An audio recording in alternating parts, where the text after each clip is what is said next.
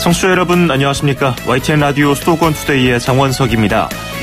오늘 정한 이슈는 민자고속도로 통행료 인하입니다. 정부가 민자고속도로 통행료를 공공고속도로 수준으로 낮추겠다고 발표를 했는데요. 잠시 뒤 일부 투데이 포커스에서는 최승섭 경제정의실천시민연합 부동산 국책사업감시팀 부장 연결해서 관련 이야기를 나눠보겠습니다.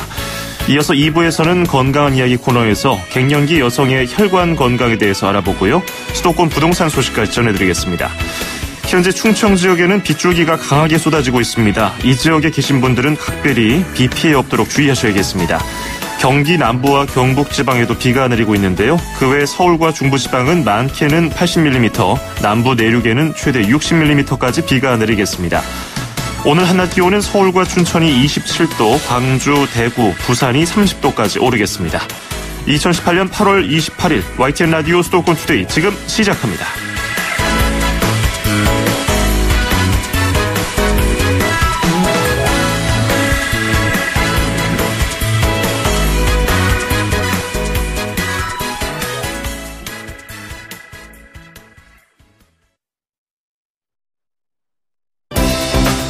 수도권과 관련된 소식은 모두 여기 YTN 라디오 수도권 투데이.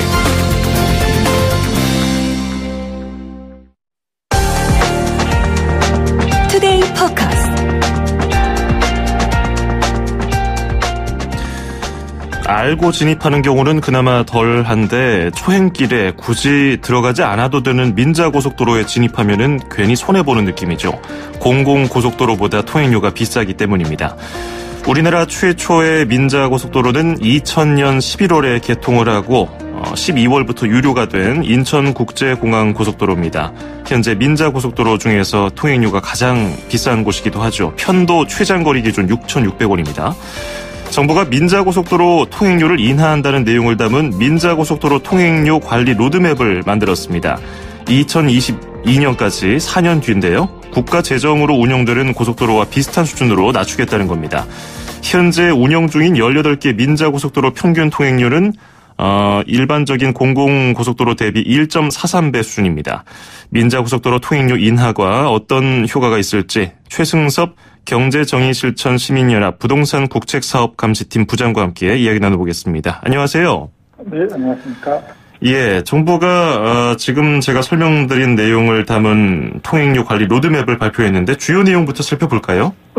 네, 우선 진행자께서 말씀해 주셨겠지만 지금 민자고속도로의 통행료가 굉장히 비쌉니다. 특히나 내비 같은 경우에는 민자고속도로를 주로 알려주다 보니까 많은 분들이 비싼 민자고속도로의 요금을 느끼고 계실 텐데요. 예. 정부가 이것 때문에 지금 우선 2020년까지는 민자고속도로의 평균 통행료를 대성고속도로의 1.3배 내외로 인하하고 2022년까지는 1.2배로 인하한다는 게 이제 가장 중요한 골자라고 보시면 될 것 같습니다. 예. 정부가 이렇게 민자고속도로 통행요금을 국가재정도로 수준으로 낮추겠다고 결정을 한 배경은 어디에 있을까요? 우선 민자고속도로의 통행료가 너무 비쌉니다. 지금 말씀하신 것처럼 경부고속도로나 대전고속도로를 타는 거에 비해서 민자고속도로가 너무 비싸다 보니까 예. 작년에 이제 KDI에서 민자사업 인식도 조사라는 것을 했는데요. 여기에서 일반 국민의 83% 되시는 분들이 민자사업에 대해서 부정적인 인식을 가지고 계신 것으로 나타났습니다. 그렇다 보니까 정부도 이제 이러한 민자고속도로의 문제가 계속 불거지고 국민들의 불만이 높아지다 보니까 이제 이러한 요금 차이를 어느 정도 조정하기 위해서 이러한 정책을 내놓은 것 같습니다. 예. 근데 지하철도 그렇고 고속도로도 그렇지만 정부가 민자 사업을 통해서 건설과 운영을 민간에 맡기는 거잖아요. 근데 다 네. 이유가 있지 않습니까? 정부가 감당을 못하는 경제적인 측면 그런 것들을 고려한 건데 그러면 운영 기간이 지금 보통은 30년인가요? 그렇게 정해져 있는데 법상으로는 30년까지 가능합니다. 예, 위탁 운영 30년이 법적으로 그렇게 되어 있는데 이것도 어떤 변화가 있을까요? 정부에서는 지금 단순히 민자고속도로의 통행료를 낮추기 위해서는 민간 도로를 운영하는 사업자들한테 또 다른 저희는 티켓책이라고 표현을 하지만 어쨌든 간에 또 다른 유인책을 줘야 되는데 여기에 대해서 지금 가장 유력하게 검토되고 있는 안이 지금의 30년인 민자고속도로 운영기간을 50년으로 연장시켜주는 게 지금 가장 유력한 안으로 지금 진행이 되고 있습니다.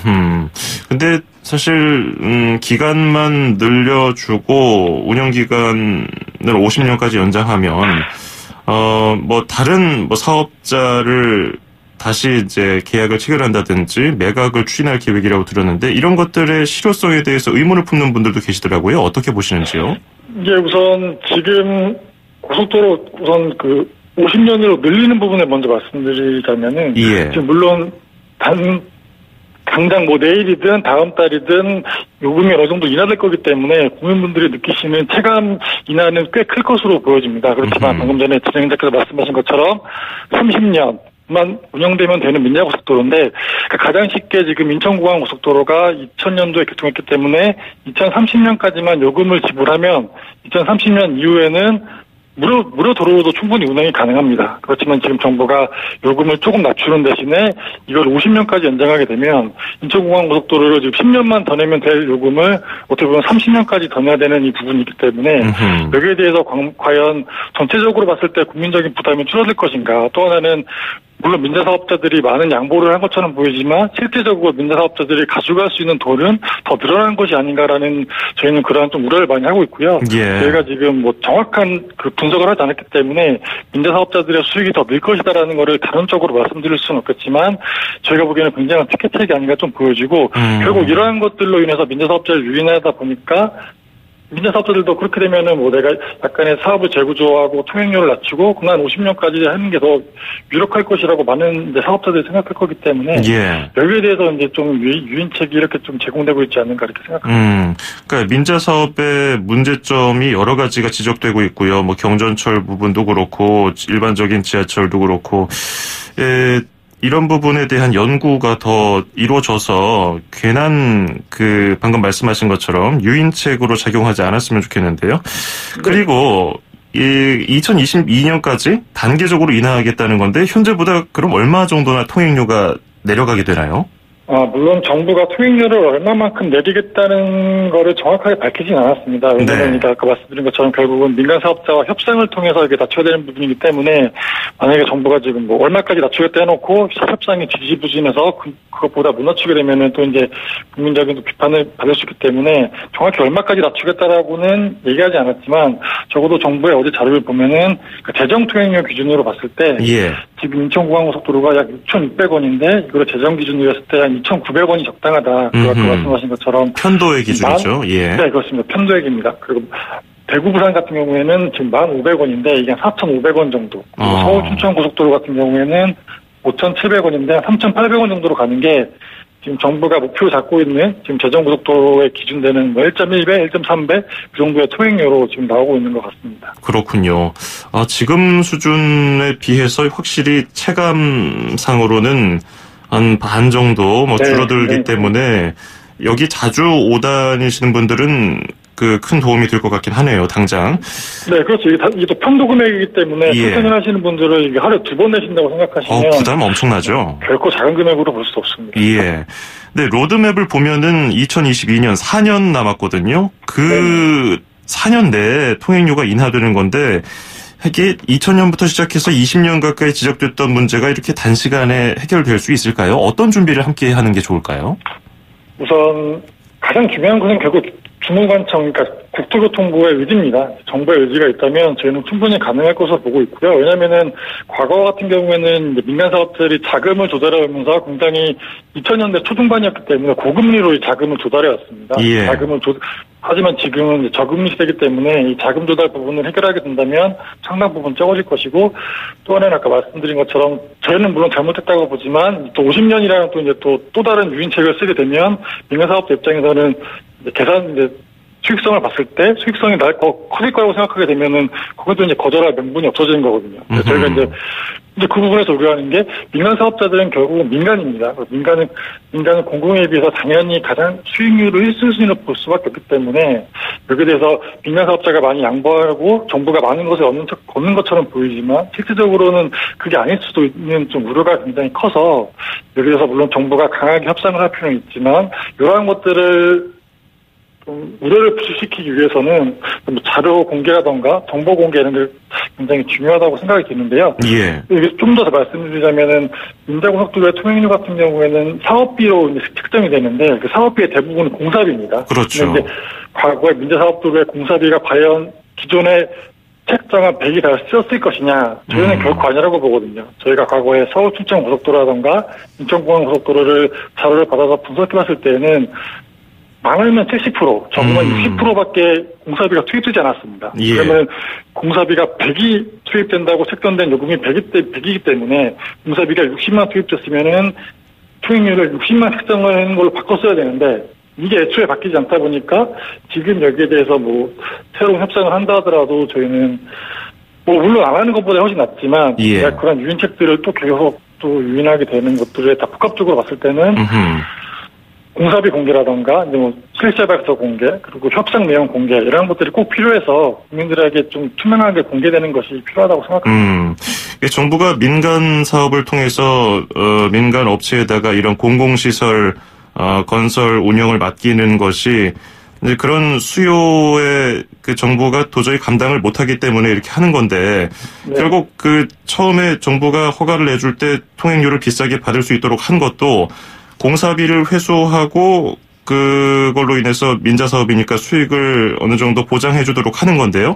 그러면 네. 지금 설명대로라면은 만약에 공사비를 100을 썼을 때 그 비싼 통행료로 공사비 100 이상을 넘겨서 공사비를 회수하고 나서의 뭐 그런 문제, 그런 계약서상 그 조항은 없는 건가요? 그런 문제를 좀 타개할 만한 내용은? 네, 그런 거는 없는 것 같습니다. 왜냐하면 애초에 정부가 이런 것들을 인정해주지 않고 있고요. 특히나 이제 민자사업 같은 경우에는 기존에 30년 운영이었는데 30년 운영 동안 내가 투입한 공사비와 일정 부분의 수익률을 회수하는 구조인데 이거에 대해서 애초에 실시협약을 하는 단계에서 확인을 했고 또 준공승인 같은 게 나는 경우에 정부가 문제없다라는 걸 확인해주기 때문에 저희 입장에서는 여기에 대해서 뭐 구상권 청구라던가 과거에 박원순 시장님께서 이제 뭐 지하철 9호선의 구상권 청구를 한 해 만에 이제 그런 얘기가 있었던 것처럼 예. 구상권 청구라던가 이런 것들을 통해서 좀 가능하지 않을까라고 생각이 드는데 기본적으로 정부는 그 공사비가 다 쓰이지 않았다는 것에 대해서 동의하지 않는 입장입니다. 저희는 계속 그렇게 주장을 하지만 정부는 그거는 이제 뭐 경실련이라던가 이러한 이쪽 시민사회에서 약간 좀 과도하게 오해하는 부분이다. 이제 뭐 그런 식으로 지금 계속 입장을 밝히고 있어서 정부의 뭐 의지가 바뀌면 모르겠지만 뭐 지금 당장 가능한 문제는 좀 쉽지 않다고 생각합니다. 예. 그리고 민자고속도로가 뭐 A라는 민자고속도로가 기존 노선을 잘 운영하고 있었는데 정부가 B라는 노선을 인근에다가 뭐 겹치거나 인근에 허가를 내줘서 경쟁 도로가 생김으로써 인한 손해, 그것을 정부가 보상해줘야 되는 그런 것도 있습니까? 네, 그런 것도 있습니다. 가장 쉽게 제3 연륙교를 보시면 될 것 같습니다. 인천공항 같은 경우에는 무료도로로 연륙교를 놓기로 한 지가 지금 10수년이 지나가고 있는데 여전히 그걸 못 넣는 이유가 인천공항, 인천 영종도로 들어가는 민자고속도로가 2개가 있습니다. 예. 인천공항 고속도로, 인천대교 2개가 있는데 여기에 이제 재정 다리인 연륙교가 놓일 경우에 민자사업자들의 수익료가 당연히 감소할 수밖에 없겠죠. 요금이 굉장히 차이 날 수밖에 없기 때문에. 그렇게 되면 이제 이 차액을 부담해줘야 되는, 뭐 차액을 고스란히 부담해줘야 되는 건 아니지만, 여기에 대해서는 일정 부분 책임을 지게 되는 실시협약 그 문구들이 있기 때문에, 예. 아까 말씀드린 것처럼 애초에 실시협약이 굉장히 잘못된 지금 책임이 큽니다. 뭐, 이뿐만이 아니라 뭐, MRG 같은 경우에는 많은 분들이 아시겠지만, 지금 수조 원의 금액이 나오고 있는 것처럼, 이제 그러한 문제들 때문에 지금 어떻게 보면은, 민자고속도로의 전면적인 개혁이 쉽게 이루어지지 않는 게 과거와 이런 잘못된 계약들을 바꾸기가 굉장히 어렵거든요. 계약이라는 건 아시겠죠. 그런 문제들이 있는 것 같아요. 그러면 기존에 운영 중인 노선은 요금 체계를 점진적으로 바꿔 나가더라도 신규 노선의 경우는 어떻게 하나요? 이미 계약을 다 해놓은 것도 있지 않습니까? 네, 다만 지금 신규 노선 같은 경우에는 뭐 MRG라던가 이런 부분은 아직 시행령에는 남아있지만 법상으로는 적용되고 있지는 않습니다. 새롭게 예. 적용되고 있지는 않고요. 그리고 최근에 이제 그나마 최근에 개통된 뭐 평택 시행이라던가 뭐 용인서울 고속도로 같은 경우를 보면은 통행량도 괜찮게 기존에 예측했던 것만큼 나오고 요금도 크게 비싼 상태가 이렇게 뭐 기존에 있던 인천공항 고속도로나 뭐 대구부산 같이 폭리를 취하는 또 요금은 아니기 때문에 지금의 새로 생기는 민자고속도로 같은 경우는 과거에 비해서는 일정 부분 문제가 해결됐다고 보여지고요. 예. 다만 이런 것들을 보게 되면은 명확히 나타나는 겁니다. 정부가 이미 충분히 할 수 있었음에도 불구하고 과거 정부들은 그렇게 민자사업을 잘못 운영했던 게 나타나는 거기 때문에 이런 문제들이 좀 바뀌어야 될 것 같고 또 추가적으로 말씀드리면 최근에 민자사업이 좀 지지부진하니까 박근혜 정부가 MRD를 적용하지 못하는 대신에 BTO-RS라는 위험 공유형을 도입했습니다. 예. 위험을 민자사업자와 정부가 일정 비율로 이제 같이 공유하는 개념인데, 이 정부에서는 이제 MRD랑 다른 거라고 주장하지만, 저희가 보기에는 이것도 결국 운영비가 부족했을 때 정부가 운영비를 대주임으로 인해서 민자사업자를 또 유인하기 위한 또 새로운 또 유인 책임인 거거든요. 이런 문제에 대해서 과거 박근혜 정부가 이걸 도입했고, 지금 몇몇 사업에 이제 새로 적용 중이라고 하는데, 이거에 대해서 좀 문재인 정부가 전면 폐지라던가 아니면 전면 새로운 제도를 개정한다던가 이런 좀 노력이 필요하지 않나 그렇게 생각합니다. 지금 말씀 들어보면은 민간 사업 이 제도 자체에 대해서 전면적으로 좀 개선이 필요하지 않나 이런 생각이 들긴 하는데, 그 새로운 도로를 건설할 때 민자로 할지 혹은 국가 재정을 투입할지 결정하는 명확한 기준이 있어야 될 것 같거든요. 형평성 논란이 있을 것 같기도 하고요. 우선 그 기준은 있습니다. 그 민자사업 타당성 조사라는 기준이 있는데, 예. 이게 약간 아이러니한 게 사업성이 좋으면 민자가 가능하게 되는 겁니다. 그러니까 진행자분께서 생각하셔도 사업성이 좋으면은 공공이 하면 되는데 이거를 왜 민간한테 사업성이 좋으면 민간한테 줄 수 있는 근거가 될 수 있다는 게 이해가 쉽지 않을 것 같은데, 예. 저희가 보기에도 이게 이해가 안 가는 겁니다. 이거를 사업성 있으면 재정고속도로로 해서 국민들이 저렴하게 운영하고 장기적으로 이용할 수 있게 해주면 되는데, 이거를 그 예산 절감이라던가 효율성이라는 허구성을 내세워서 민자 사업자들한테 사업권을 준다는 거는 저희는 굉장히 큰 문제라고 생각하고 있고, 그렇기 때문에 일정 부분의 예산 증감이 왜냐하면 민자 사업을 하게 되면 결국에 국민 부담은 더 늘어날 수 있는 늘어날 수밖에 없습니다. 그렇죠. 당장의 재정 투입은 일정 부분 투입이겠지만 국민들의 부담은 더 늘어나는 부분이기 때문에 지금의 정부는 이 민자 사업에 대해서 약간 굉장히 좀 보수적으로 진행을 해야 되지 않나 생각하고 있습니다.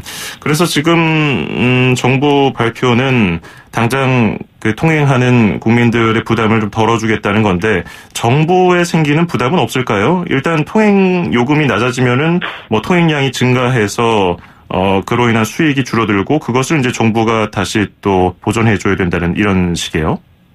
아마 그 부분도 있을 건데, 제가 아까 말씀드린 것처럼 민간 사업자는 사업성을, 그러니까 수익을 최우선으로 하는 그 사업자이기 때문에 이분들한테 이제 재협상을 하기 위해서는 뭔가 새로운 조건을 내걸 수밖에 없습니다. 예. 과연 그 조건이 50년 연장이 될 수도 있고, 아니면은 새로운 저희가 모르는 또 다른 조건이 될 수 있는데, 근데 이 조건들이 어떻게 보면은 결국은 민간 사업자도 손해보지 않으니까 그 조건을 받아들이는 거라고 저희는 단정할 수 있거든요. 왜냐하면 예. 민간 사업자의 손해를 보고 내가 벌 수 있는 돈을 포기한다는 거는, 그건 오히려 돈을 벌어야 되는 민간 기업으로서 자기 역할을 또 그쪽 입장에서 등한시하는 거기 때문에, 그래서 또 저희가 모르는 새로운 지원책이라던가 특약이라던가 이런 것들이 충분히 들어갈 수 있는 부분이 있고요. 말씀하신 것처럼 통행료 전체 수입이 줄어들게 되면 여기서 계속 또 지원을 하게 되는 게 가능한지까지는 제가 말씀드릴 수 있지 않겠지만, 이러한 또 새로운 지원책들이 들어가지 않을까 저는 좀 그렇게 우려하고 있어서 좀 주의 깊게 지켜볼 계획입니다. 예, 알겠습니다. 오늘 도움 말씀 잘 들었습니다. 고맙습니다. 네, 감사합니다. 네, 지금까지 최승섭 경제정의실천시민연합 부동산 국책사업감시팀 부장이었습니다.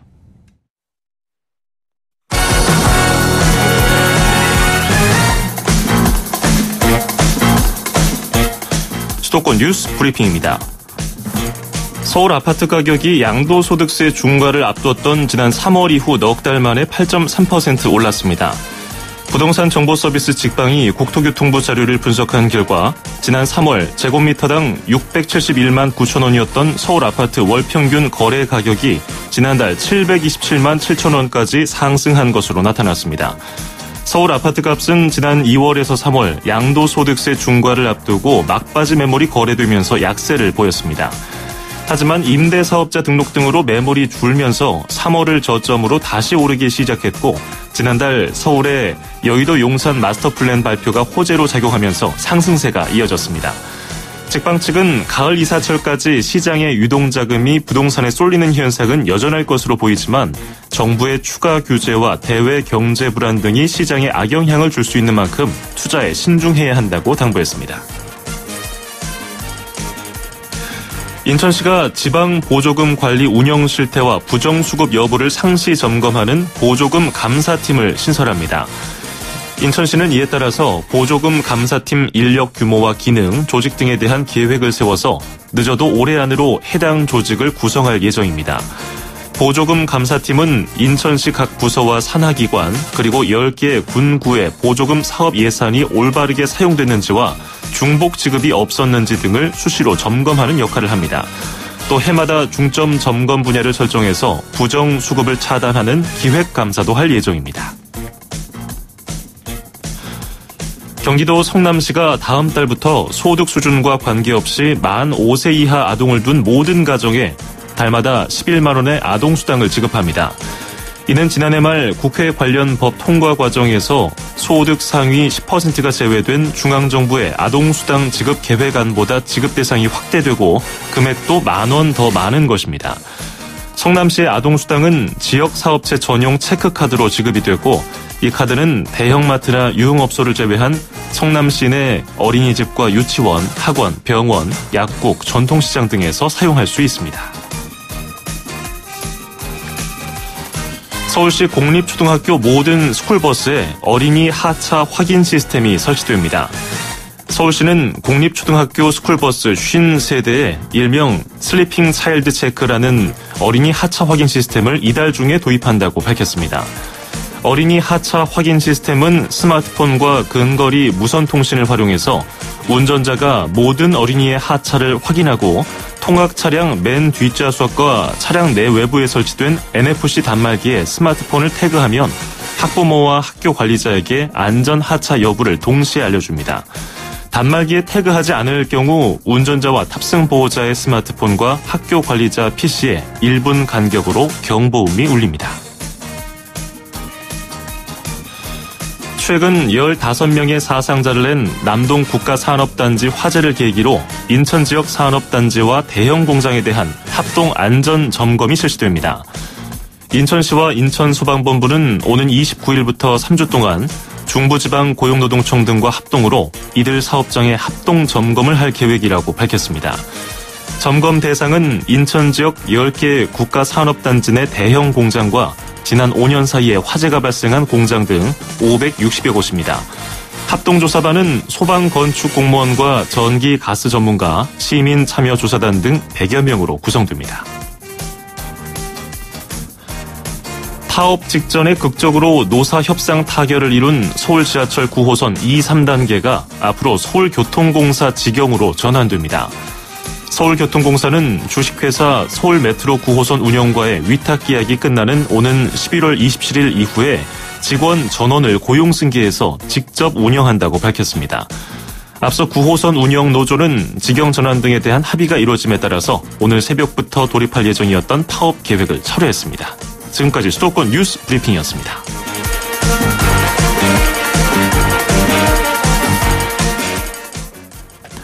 YTN 라디오 수도권 투데이 1부 여기서 마무리하고요. 잠시 뒤 2부에서 뵙겠습니다. 2,500만 수도권 청취자를 위한 모든 소식이 한자리에 YTN 뉴스 FM 수도권 투데이 FM 94.5MHz YTN 라디오 수도권 투데이 듣고 계시고요. 저는 아나운서 장원석입니다. 2부에서는 건강한 이야기 코너에서 갱년기 여성의 혈관 건강에 대해서 알아보고요. 그리고 수도권 부동산 소식 827 대책에 대해서도 전해드립니다. 1분 20초 뒤에 뵙죠. 음악과 수도권 뉴스가 한방에 수도권 전문 방송 수도권 투데이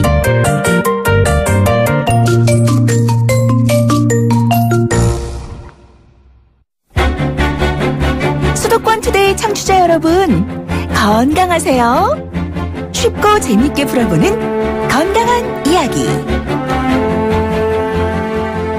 흔히 혈관 질환은 대개 남성들에게서 많이 나타나는 질환이라고 생각하기가 쉽죠. 이것도 물론 일정 부분은 사실입니다만은 갱년기 이후의 여성들이라면 얘기가 달라집니다. 여성들은 갱년기 이후에 챙겨야 할 건강사항이 참 많죠. 특히 혈관 건강에도 각별히 신경 써야 하는데요. 오늘은 중년 여성의 혈관 건강 관리에 대해서 이야기를 나눠보겠습니다. YTN 라디오 수도권 투데이의 주치시죠. 강재헌 인제대 서울백병원 가정의학과 교수와 함께하겠습니다. 어서 오십시오. 안녕하세요. 예, 지난주에 저희가 부인 암과 관련해서 얘기를 나눴잖아요. 네. 그 코너 막바지에 이런 문자가 하나 와서 오늘 이 답변으로 시작하려고 해요. 예. 끝자리 6032번님인데 얼마 전에 아내가 마치 큰일을 볼 것 같은 느낌이 지속되고 쏟아질 것 같아서 화장실에 급하게 갔는데 볼일은 보지 못했다고 합니다. 그리고 허리 쪽이 아프다고 하는데 혹시 부인과 진료를 받아야 할까요? 이렇게 질문 주셨어요. 네, 사실 지금 말씀하신 증상의 원인 질환은 굉장히 다양하죠. 네. 많은 분들이 이 척추라든지 허리 쪽 질환으로 의심을 하는데 의외로 자궁을 비롯한 부인과 질환이 원인인 경우도 있습니다. 예. 그래서 여러 의심이 되는 질병에 대한 진단을 받는 중에 부인과 쪽 진료도 필요할 거로 판단이 되네요. 그렇군요. 하루빨리 산부인과 찾으셔가지고 관련 검진을 받아보시는 게 좋겠습니다. 자, 갱년기 이후 여성들은 참 건강 신경 쓸 게 많은데요. 특히 혈관 관리가 중요하다고 하죠. 갱년기 이후 여성들의 몸에는 어떤 변화가 생깁니까? 예, 많은 분들이 이제 50세 전후 개인적인 차이는 좀 있습니다만 네. 그때가 되면 갱년기 증상이 나타나게 되는데요. 이것은 그 폐경, 즉 난소가 기능이 급격히 저하돼서 여성 호르몬 분비가 급감하게 될 때 나타나는 증상이에요. 네. 그래서 가벼운 증상으로는 얼굴이 달아오른다든지 후끈 땀이 난다든지 또 잠이 잘 안 오고 짜증을 낸다든지 우울하거나 뭐 가슴 두근거림 그다음에 질 분비물 감소 같은 여러 가지 문제가 생기는데요. 네. 사실 혈관 건강과 관련돼서는 폐경 이후에 동맥경화가 빠르게 진행됨으로써 심장 질환의 위험이 높아지는 게 문제입니다. 그렇군요. 그리고 혈관 건강에는 뭐 남녀노소 할 것 없이 콜레스테롤이 강하게 연관돼 있다는 사실은 강 교수님이 여러 차례 또 말씀해 주셨는데요. 예. 갱년기 이후에는 콜레스테롤이 쉽게 쌓이는 체질로 바뀐다고 하던데 왜 그럴까요? 네, 여성에서의 혈관 건강은 여성 호르몬하고 관련이 깊습니다. 네. 대표적인 여성 호르몬 에스트로겐은 내장 지방이 축적되는 것을 막기 때문에 콜레스테롤 수치가 높아지는 것을 예방해서 혈관을 보호하게 됩니다. 하지만 폐경이 되고 나면 이 에스트로겐의 생산이 급격히 줄어들면서 내장 지방도 늘어나고 또 혈관에 콜레스테롤이 높아지면서 동맥경화가 진행이 되는 그런 비율이 급격하게 증가하게 되는 것입니다. 예, 그러면 그 연령대는 당연히 이런 부분을 신경 쓰고서 검진을 주기적으로 받아야 될 텐데. 네네. 예, 지난 2016년 기준 국민건강영양조사를 보니까요.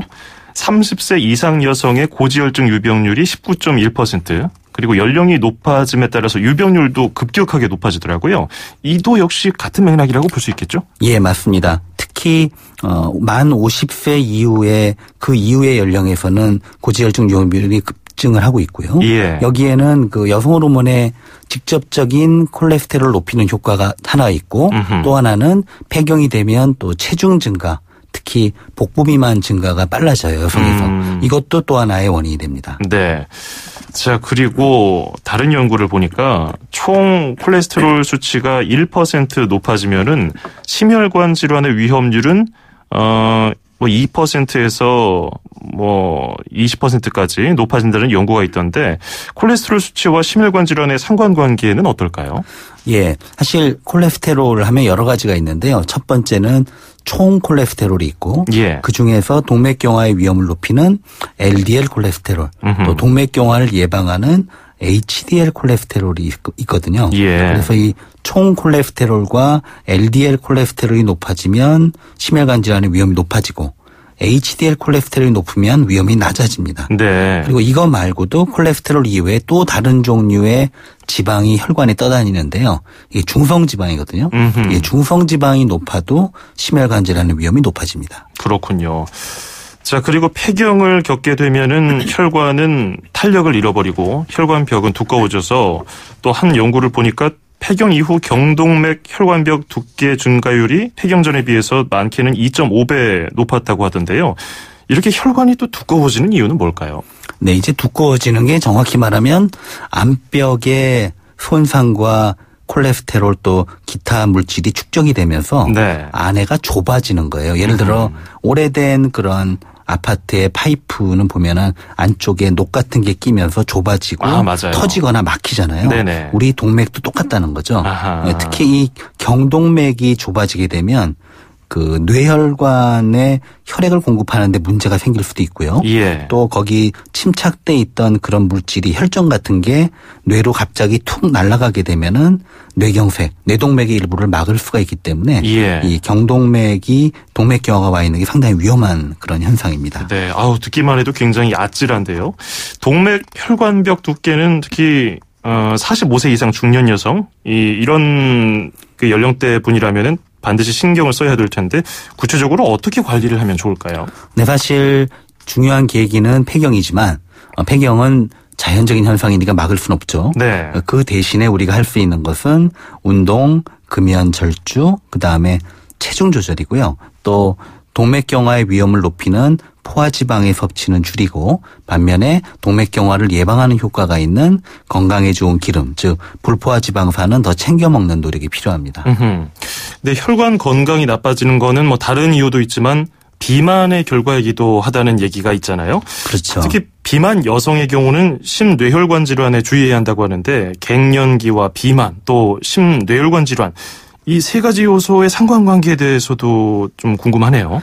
네, 사실 많은 여성에서 갱년기가 되면 체중이 갑자기 증가해서 비만이 되는데요. 네. 실제 연구를 해보면 폐경 자체가 비만을 유발하는 효과는 그렇게 크지 않다는 거죠.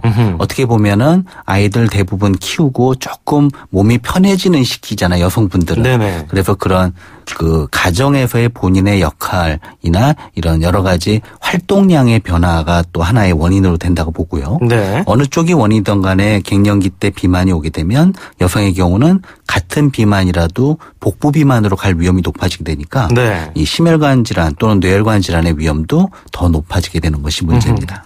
그러면 고혈압 가족력이 있다면 더 조심해야겠네요. 그렇죠. 사실 이제 대사증후이라고 하죠. 네. 복부 비만이 일으키는 여러 가지 건강 문제인데요. 이 중에 그 고지혈증과 그 복부 비만 거기다 혈당과 함께 혈압이 있습니다. 따라서 고혈압이 있는 분이 이 고지혈증이 있다든가 갱년기 복부 비만이 오게 되면 더 위험합니다.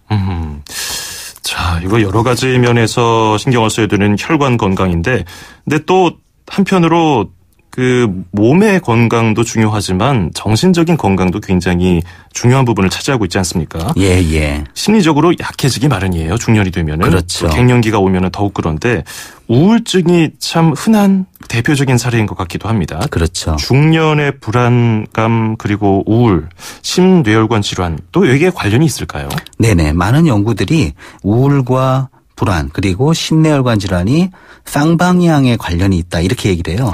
무슨 말씀이냐면 우울증이 없던 사람조차도 갑자기 심근경색이 오거나 심각한 심장질환이 오면 예. 우울해진다는 거죠. 반면에 우울한 사람들은 그렇지 않은 사람보다 그 심혈관 질환이 발생할 위험이 또 높다고 하거든요. 어허. 그래서 이 두 질병이 서로 영향을 미치는 것으로 보입니다. 예. 결국은 예방이 굉장히 중요해 보이는데요. 콜레스테롤 관리도 필수적일 테고요.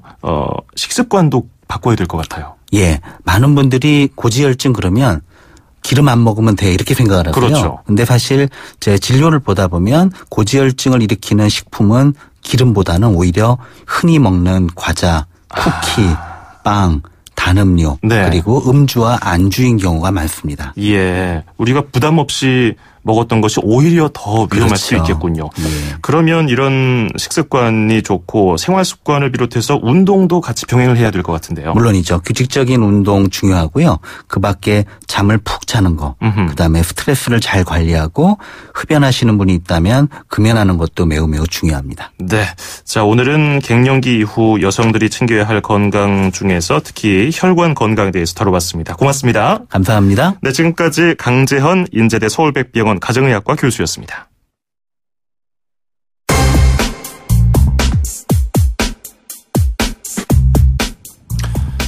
수도권의 집값 급등세를 잡기 위해서 정부가 규제와 공급 확대 카드를 동시에 내놨습니다.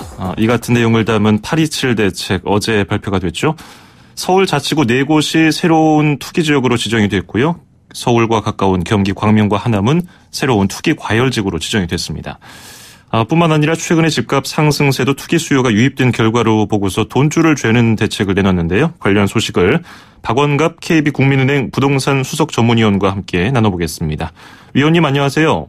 네, 안녕하십니까. 예. 그 서울 종로하고 자치구 4곳, 이 종로를 포함해서 자치구 4곳이 투기 지역으로 추가가 됐는데 해당 지역들 지금 어떻게 평가하고 계시는지요? 이번에 주로 서울하고 일부 수도권에 대해서 일종의 규제책을 좀 더 강화하는 모습인데요.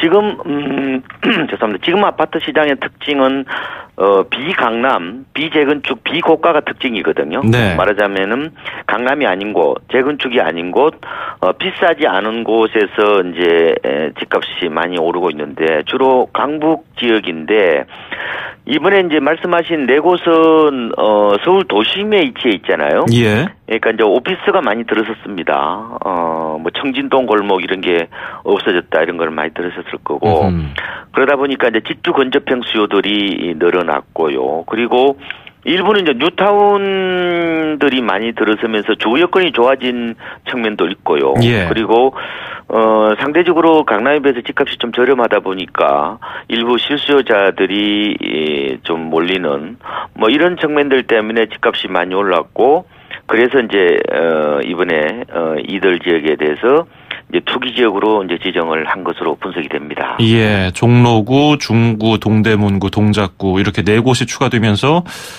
서울 25개 구 가운데 15개 구가 투기 지역으로 현재 묶인 건데 그리고 서울과 인접해 있는 경기도 광명하고 하남시도 투기 과열지구로 지정이 됐어요. 이 지역들도 역시 최근에 집값 움직임이 심상치 않았다고 정부가 판단을 한 것인데 이렇게 투기 과열지구로 지정이 되면은 광명하고 하남시에도 어떤 제약이 들어가게 되죠?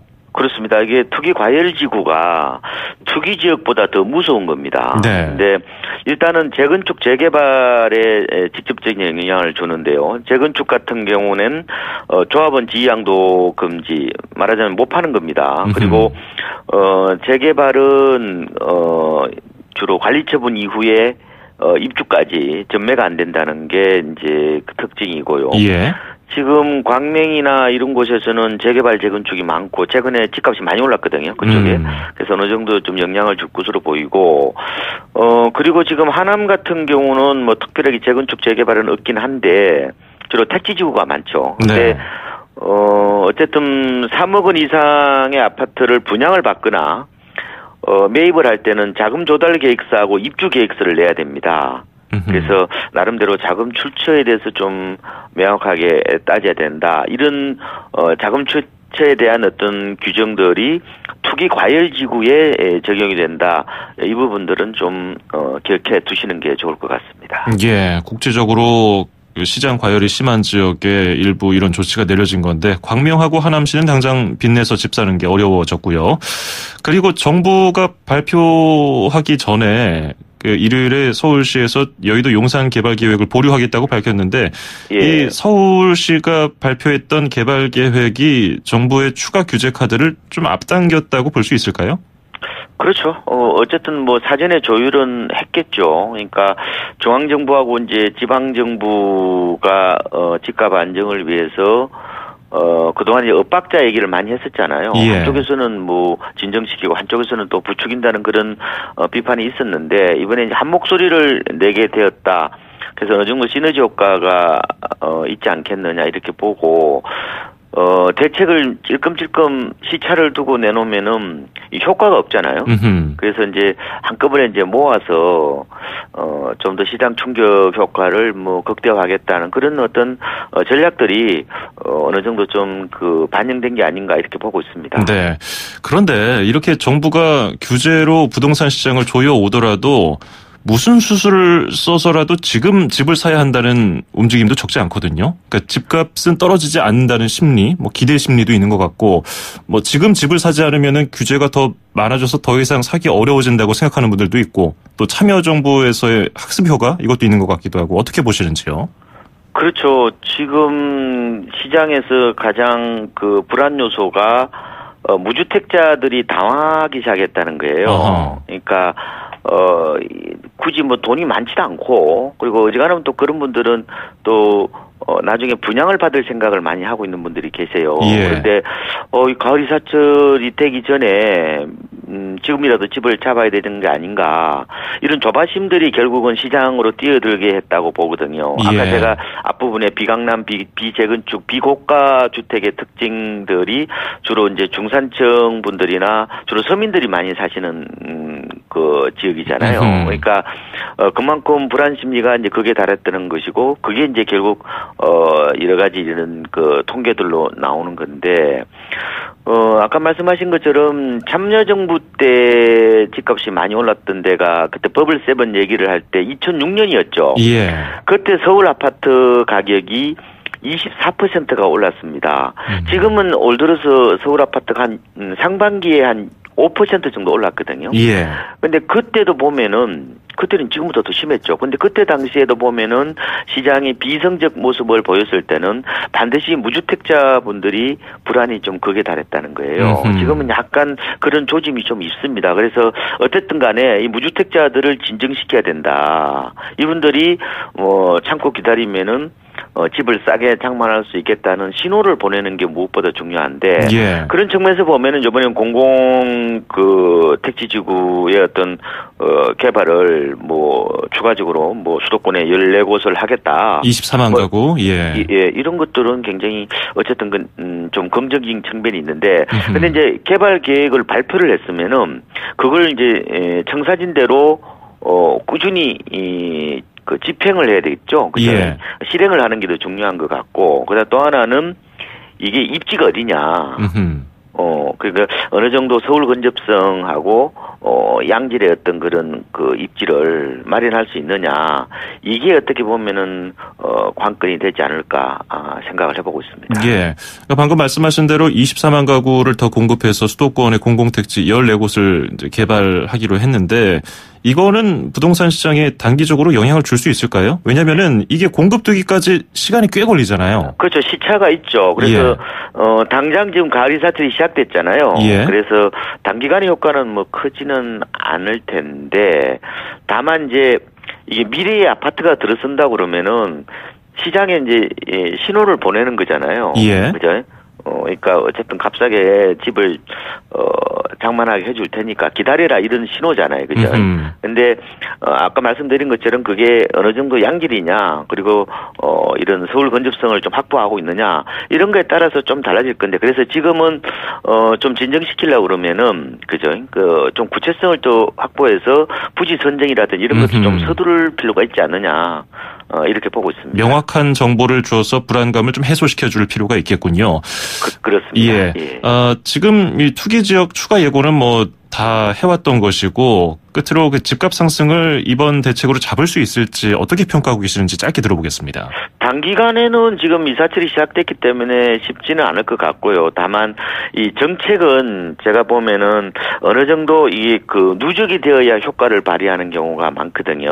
그러니까 이번 대책만 보지 말고, 만약 집값이 안 되면 전 추가적으로 대책이 더 나올 것 같거든요. 예. 그래서 좀 시장을 좀 더 멀리 바라볼 필요 있고, 지금은 약간 비성적 과열 상태인데, 네. 그래서 집이 꼭 필요한 분들만 의사결정을 하시고, 투자 같은 알겠습니다. 경우는 좀 거품기가 있으니까, 네. 그리고 너무 단기간에 급등했기 때문에 조금 냉철하게 시장을 바라보는 게 예. 좋을 것 같습니다. 알겠습니다. 오늘 도움 말씀 잘 들었습니다. 고맙습니다. 네, 고맙습니다. 네, 박원갑 KB국민은행 부동산 수석 전문위원이었습니다. 네, 수도권 투데이 여기서 마무리하고요. 저는 내일 아침 다시 뵙겠습니다. 장원석이었습니다. 고맙습니다.